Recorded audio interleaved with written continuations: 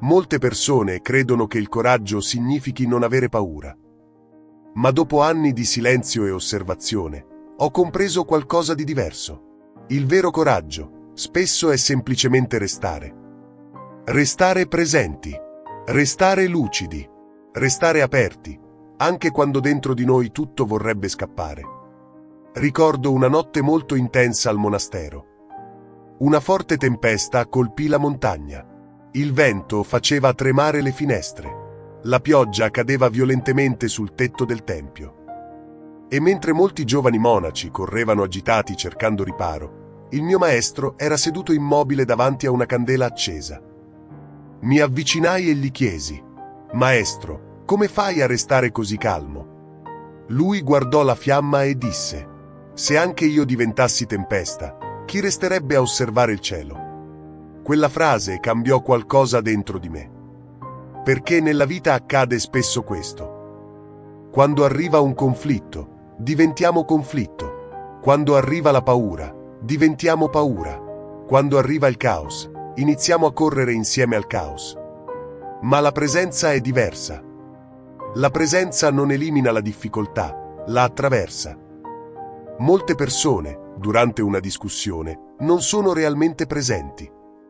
Il corpo è lì, ma la mente sta già preparando risposte, difese e giustificazioni. Oppure sta fuggendo e pensando ad altro. Eppure le persone più forti che ho incontrato nella mia vita avevano una qualità molto rara. Sapevano restare. Ricordo un uomo che venne al monastero dopo aver quasi perso la sua azienda. Era sotto pressione e aveva conflitti continui con i suoi collaboratori. Mi disse: «Ogni riunione diventa una battaglia». Così gli chiesi di fare una cosa molto semplice. Durante la riunione successiva, non doveva cercare di vincere.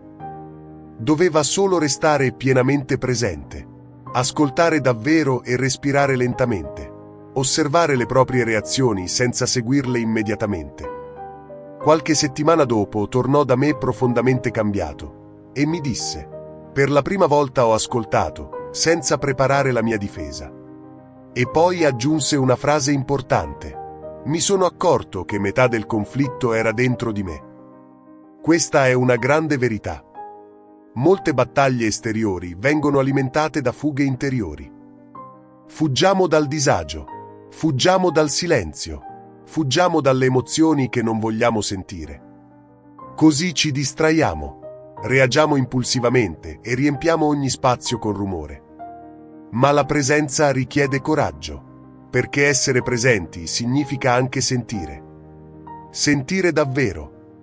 La tristezza senza evitarla, la rabbia senza diventarne schiavi, la paura senza lasciare che guidi le nostre decisioni. Quando iniziai a meditare seriamente, credevo che avrei trovato solo pace. Invece all'inizio trovai caos e pensieri continui, emozioni nascoste e inquietudine. Volevo alzarmi e andarmene, ma il mio maestro mi disse: «Non muoverti e respira. Resta». E lentamente imparai qualcosa di fondamentale. Le emozioni sono come onde. Se smetti di correre, passano, ma se fuggi continuamente, ti inseguiranno ovunque.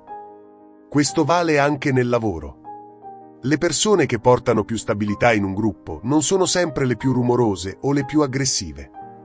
Spesso sono quelle che riescono a rimanere presenti sotto pressione, quelle che ascoltano prima di reagire, quelle che non trasmettono panico quando tutto diventa difficile. Perché la calma è contagiosa, così come il caos. E sai una cosa?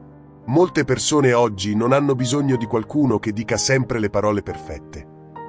Hanno bisogno di qualcuno che sappia restare presente accanto a loro, in silenzio, con attenzione e con autenticità. A volte la presenza sincera cura più di 1000 consigli. Quindi oggi voglio lasciarti una pratica molto semplice. La prossima volta che ti troverai in una situazione difficile, prova a fermarti per un istante. Non reagire subito. Non scappare mentalmente e respira lentamente. Senti i piedi sul pavimento. Ascolta davvero ciò che sta accadendo. E chiediti: Posso restare presente ancora un momento? Forse scoprirai che dentro di te esiste una stabilità più profonda della paura.